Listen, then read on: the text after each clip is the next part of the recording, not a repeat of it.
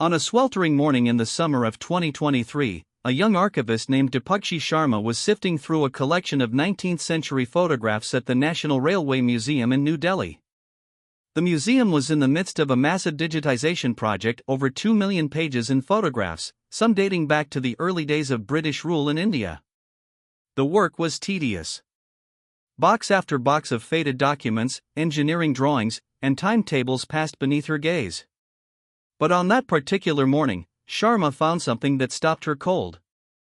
Tucked between a stack of old annual reports and a crumbling manual on steam engine maintenance were 18 sepia-toned photographs. The images showed tall bridges cutting across rocky, hilly terrain. They showed tunnels carved through what appeared to be solid mountains. They showed laborers, men in turbans, men in dhodas, toiling on a construction site that seemed impossibly remote. At first, Sharma assumed the photographs had been mislabeled. Perhaps they were from one of India's northern mountain railway projects. But the names written on the tunnels didn't match any location within India's present borders. One tunnel was labeled Mary Jane, 1894. Another was called Pir Panjay. Yet another bore the name Mushkaf. For days, Sharma and her colleagues ran searches. They cross-referenced old maps. They consulted railway historians. Nothing matched. The photographs were calling out to them, but they couldn't hear the answer. Then, almost by accident, someone stumbled upon a 26-page research paper written by a British rail engineer named James Ramsay. The paper was titled The Mushkaf Bolan Railway, Balochistan, India. And suddenly, the mystery of the photographs began to unravel. The images showed a railway line that had been built through the Bolan Pass in Balochistan during the Second Anglo-Afghan War of 1878 to 1880. The line was 89 kilometers long. It cut through one of the most treacherous mountain passes on Earth. And when the British Empire withdrew from the Indian subcontinent in 1947, the line was simply lost. Not lost in the sense of forgotten maps or misplaced documents. Lost in the sense that it was no longer Indian territory. The line became part of Pakistan. And over the decades, India simply forgot it had ever existed. The photographs had been lying in the archives for a century and a half, waiting for someone to ask the right questions. But the photographs are only half the story. The real story is what happened during the construction of the line, a story of ambition, greed, violence, and a mystery that remains unsolved to this day. A mystery buried beneath the rubble of a forgotten railway. To understand that story, we have to go back to the late 19th century, when the British Empire was at its peak. The year was 1878, and the British were at war with Afghanistan. It was the second such conflict in 40 years, and it had begun because the British were terrified of Russian expansion. The so-called Great Game was at its height. British intelligence believed, correctly, it turned out, that the Russians were eyeing Afghanistan as a potential gateway to India, the crown jewel of the British Empire. To protect their interests, the British needed to move troops quickly through the treacherous terrain of Balochistan, the vast, arid province that sat between India and the Afghan frontier.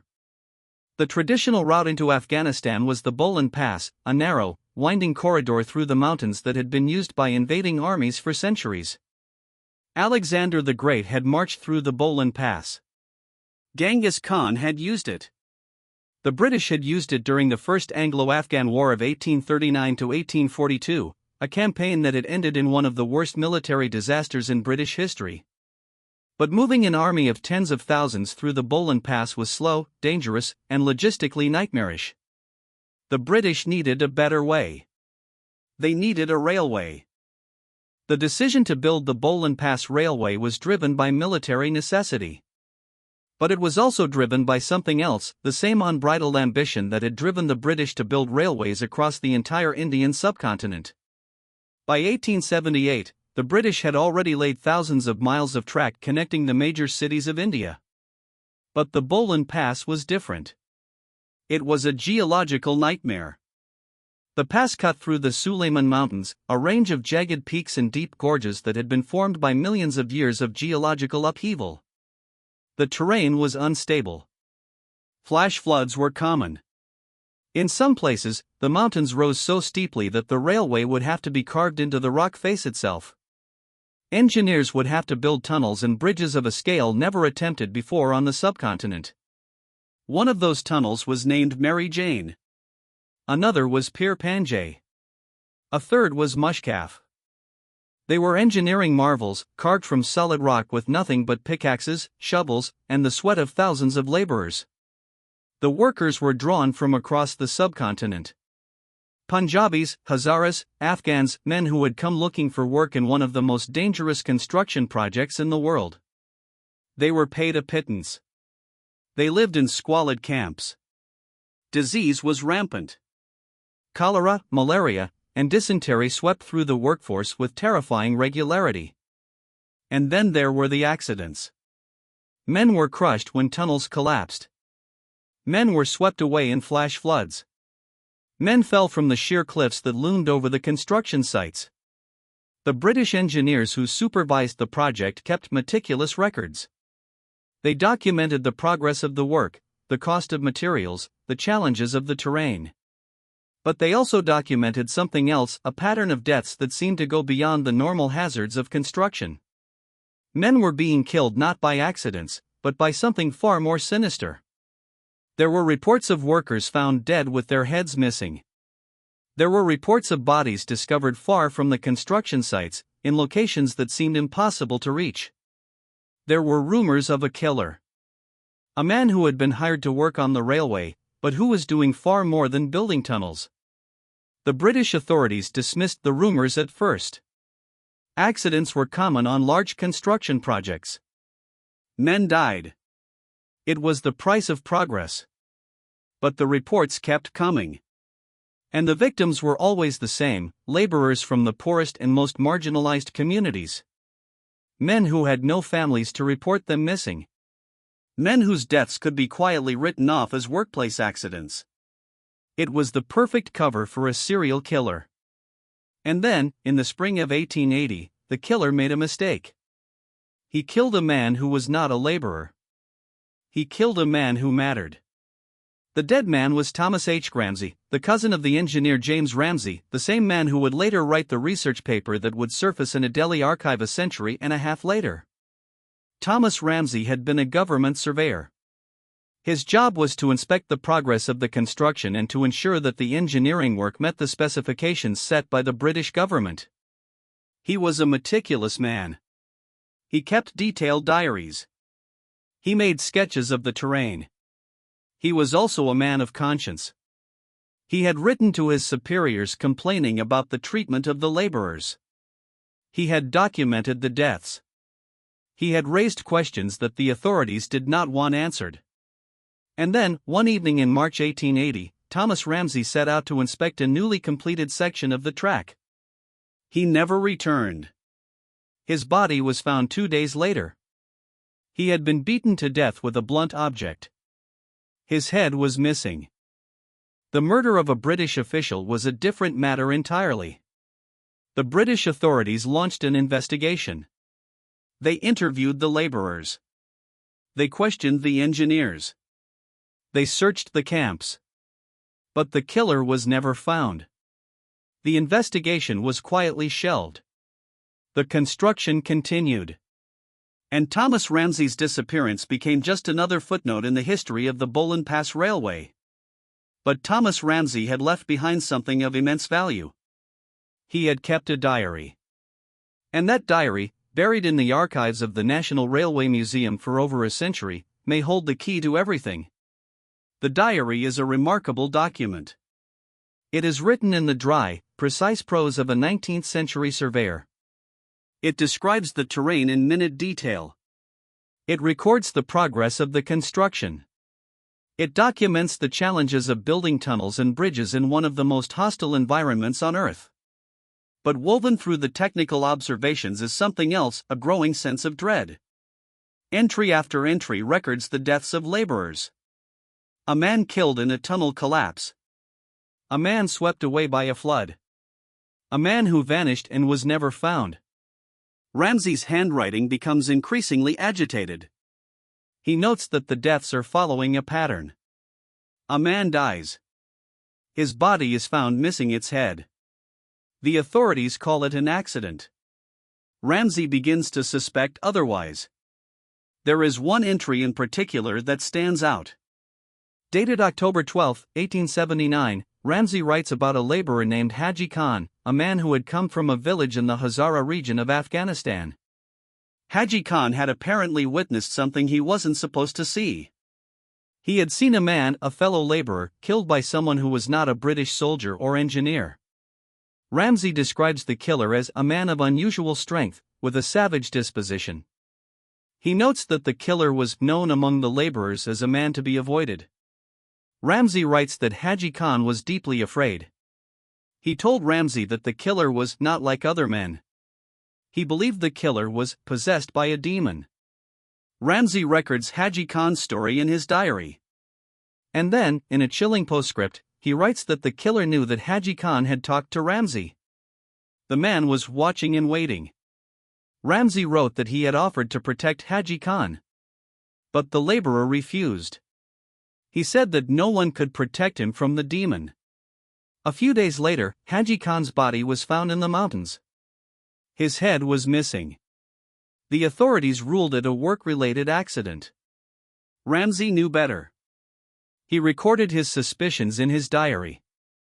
And then he wrote, "I believe I am the next target." The men who kill these laborers are part of something larger. They have protectors in high places. They are not ordinary killers. They are men who have been given a license to murder. What did Ramsay mean? Who were the men who kill these laborers? And why would anyone with power protect them? The answers may lie in the history of the Bolan Pass itself. The pass had always been a place of violence. The local tribes, the Baloch, the Pashtun, had resisted foreign invaders for centuries. The British had fought bloody wars to control the pass. The local population had been displaced. Villages had been burned. Women and children had been killed. The construction of the railway had only made things worse. It had brought thousands of outsiders into the pass. It had disrupted traditional ways of life. It had created a deep and abiding hatred between the local tribes and the British. And it was in this atmosphere of violence and suspicion that the murders took place. What if the killer was not a single man? What if the murders were not random acts of violence? What if the killings were part of a larger pattern, a campaign of terror waged against the British and their workers? What if the local tribes had a purpose? The British authorities had responded to the resistance with brutal counterinsurgency tactics. They had burned villages. They had hanged rebels. They had imposed collective punishments. They had created a system of control that relied on fear and intimidation. Under the Frontier Crimes Regulation of 1887, the British had created a system of law that applied only to the tribal areas. The regulation replaced the existing court system with a new system of jirgas, councils of respected community members. The jirgas were appointed by British officials. They were given the power to convict offenders, hand out punishments, and even order executions. But the jirgas were not part of the British judicial system. They were outside it. They were a colonial invention designed to control the local population. Under the system, there was no due process. There were no appeals. Punishments were collective. Families were fined. Villages were burned. Men were exiled. And the entire system was designed to break the spirit of resistance in the local population. Thomas Ramsay had uncovered part of this system in his diary. He had written about the jirgas. He had documented the punishments meted out by the British authorities. He had recorded the names of local leaders who had been targeted.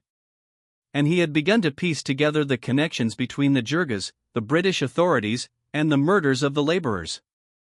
There were men in the jirgas who were corrupt. They were enriched by the bribes paid by the British. They gave the British the names of their rivals. They actively helped the British destroy their own people. And when a laborer discovered something he wasn't supposed to see, these men would arrange for his death. It was a perfect system of control. The British authorities had plausible deniability. The murders looked like the work of random killers. But in reality, the killings were a carefully coordinated effort to silence dissent. Thomas Ramsay was killed because he knew too much.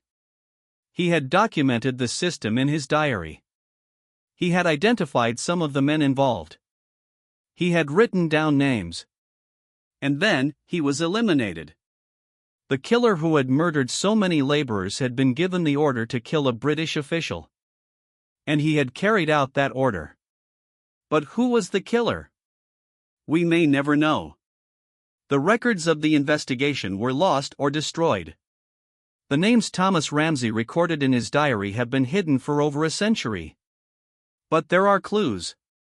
The photos discovered by the Indian archivist Dipakshi Sharma show the breathtaking scale of the railway project. They show the bridges and tunnels that were carved through the mountains.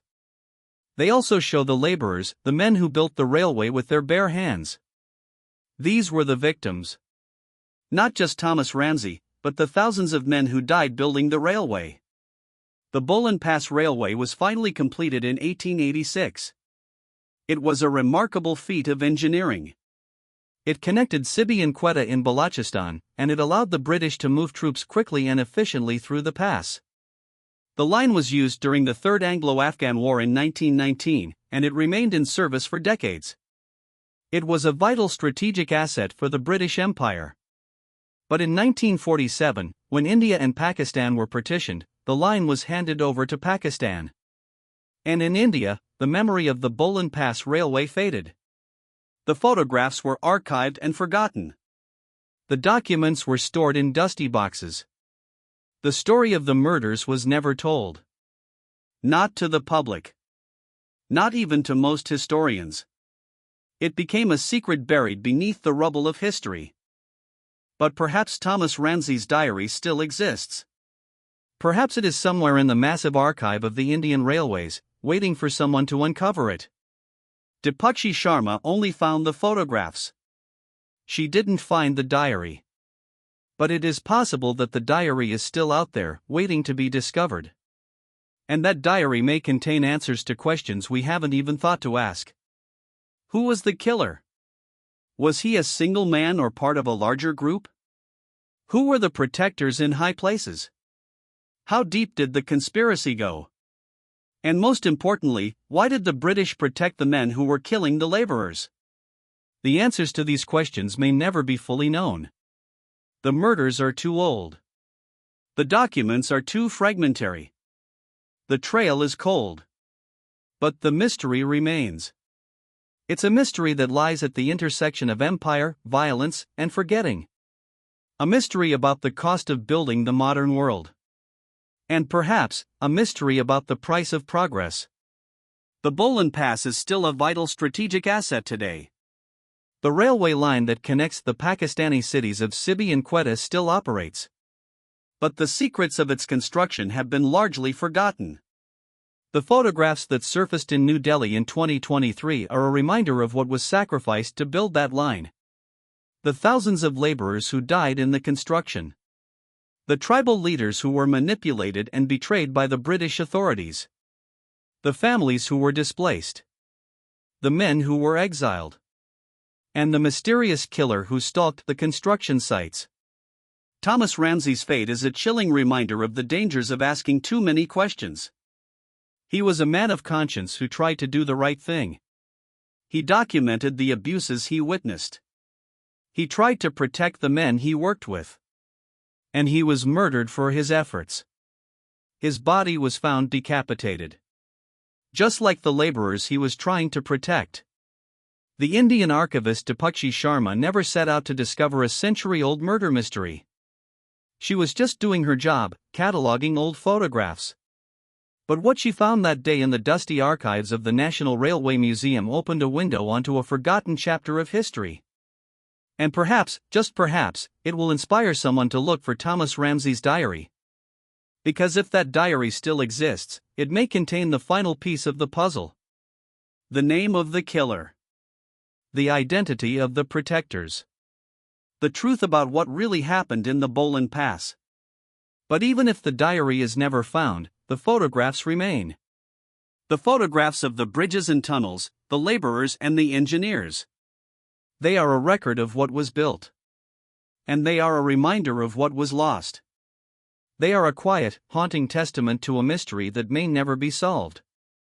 A mystery buried in the rubble of a forgotten railway. A mystery that will haunt this remote corner of Balochistan forever.